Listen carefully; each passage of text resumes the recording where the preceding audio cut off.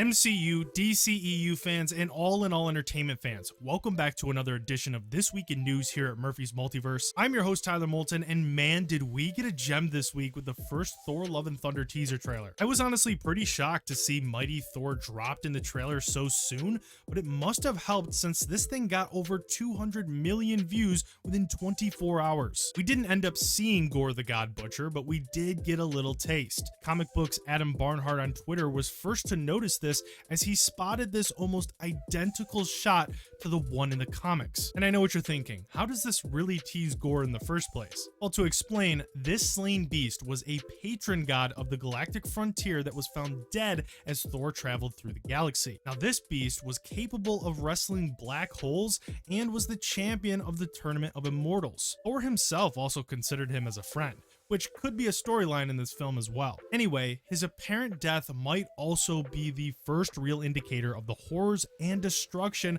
that Gorre will leave in his wake. Remember, they don't call him Gorre the God Butcher because it's cute. Are you gonna get cute with me? And before we get into the rumors and updates that are happening, including that insane Moon Knight episode, don't forget to smash that like, subscribe, and notification bell so you never miss a beat. So a new collection of Funko Pops have been revealed online for Thor Love and Thunder, and Gorre's in particular could possibly indicate a symbiote connection. Now, it still remains unknown just exactly what Gorre is wielding here, but it must have some connection to what's beneath the figure. As you know, in the comics, Gorre gets his Necrosword originally from Knoll, who also called the blade All Black. And this is the first symbiote created, which of course was used to behead a Celestial. Now, in the real world, we do run into some unfortunate legal problems with this because the terminology rights belong to Sony with their projects involving symbiotes. But we'll really have to see. Sony might have already started to play ball on this, considering we saw a piece of a symbiote left in the MCU in that post-credit scene.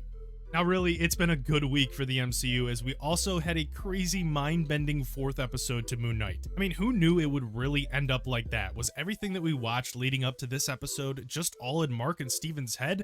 Or did it really all happen and the two were simply just shot into the afterlife? Those questions will likely all be answered in episode 5, but the director of the last episode, Aaron Moorhead, recently hinted a possible answer already for us. He said, "There's a run of Moon Knight written by Jeff Lemire and Greg Smallwood did the art. And it has a lot of similar feelings and visuals to what happens at the end of episode 4, so we're really glad to be able to honor the original comics." Now, what Aaron leaves out in this quote is in that specific Moon Knight edition, all three personalities jump from perceived reality to perceived reality, and basically going through a rabbit hole of reality bending. So depending on how far they rely on the comics, there could be a good chance that what we saw prior to episode 4 didn't really happen. But to play devil's advocate, Marvel Studios doesn't always follow the comics word for word. And the hippopotamus that we see at the end also gives us a clue as well. This is the Egyptian goddess Tauret, who we also already saw as a stuffed animal in episode 1's gift shop. Tauret served an important role to the Egyptian history as she was an object of good faith. Egyptians would decorate the deceased tombs with hippo drawings and statues as well. And this was a practice demonstrated that the goddess would facilitate the process of rebirth after death. Which, if you caught those last 3 words, this could possibly be an indication of what's next for Mark Spector and Stephen Grant. And maybe even a third personality that we have yet to see with that shot of the tomb shaking, which looks to be hinting of the Jake Lockley personality from the comics. Now, we have to talk about these other huge updates that are now in effect, including Sony's new delay on the release of Spider-Man Across the Spider-Verse Part 1. Luckily, to soften the blow a little bit, they officially announced the release date for Part 2 and Madam Web as well. October 7th of this year was supposed to be Part 1's release date, but now it's being moved to June 2nd, 2023. Then after that, Part 2 will come out on March 29th, 2024. And this is kind of odd considering that the production has showed no signs of complications, but it could be a number of things from strategic marketing timing to the animators simply needing a little more time. And Madam Web will be set to come out on July 7th, 2023. Vin Diesel also gave an update to Fast and Furious 10 via Instagram this week. As you can see here, the title will be Fast X for this film, and the post caption says Day 1. So it looks like things are going pretty smooth and production looks to already have started. Another production that looks to have started is also Echo. This comes after star Aliqua Cox took to Instagram to show off the flowers that were sent by actress Devery Jacobs in congratulating her on the production start. And if you look closely at this card that Jacob sent, it states "See you soon," so maybe the Reservation Dogs star has joined this series. Werewolf by Night production has also been the talk of 2 specific rumors this week as well, and we really have to chalk this up to the folks over at After Hours Media for doing some great deep investigative work for this on Twitter. They've discovered tweets from crew members supposedly working on a project saying, quote, "working on a certain Halloween special for a certain streaming platform," and they also shared a message sent via text stating, "I have a stunt performer who is in full werewolf makeup." So yeah, it looks like practical effects could be in full motion with this set.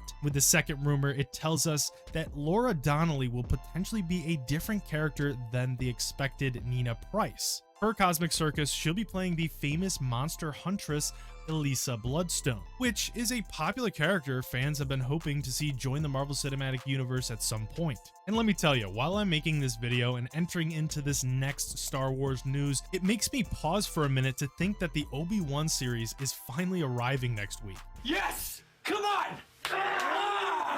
And to get us a little warmed up, Christian admitted this week his preparation into the role for another round. He said, "I went back and rewatched all of the films, and I also got into the animated shows like Clone Wars and Rebels." Now, to be honest, I was kind of shocked that he hadn't seen those animated shows yet. But also, we do need to be on the lookout for another Star Wars game that is coming, as Skydance Media has started working on a, quote, "richly cinematic action adventure game." And Star Wars fans may also remember of talks of a project called Rebel Moon. And if you do, this was pitched to be part of the franchise but was never realized. Of course, until now, with Zack Snyder taking on the project in its own potential franchise. Snyder this week gave us some fresh new set photos for this. And speaking of projects that could have been, new concept art found its way on Twitter for the first look at J.J. Abrams' canceled Superman flyby movie. We can see a very comic-accurate version of the Daily Planet, and the version of Kryptonite looks a lot similar to the visuals that we see in Star Wars. Regardless, it's really interesting to see what could have been. And that is the news for this week. Let me know in the comment section below what your favorite piece of news was.